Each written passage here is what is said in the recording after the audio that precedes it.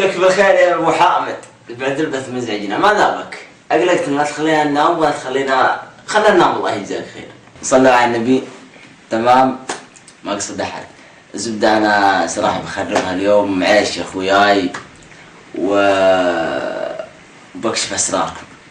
انا قبل اطلع بفتره كنت انا وسعود غربي وزياد الشهري ومعاذ الجماز وعبد الله الجميلي. الزبده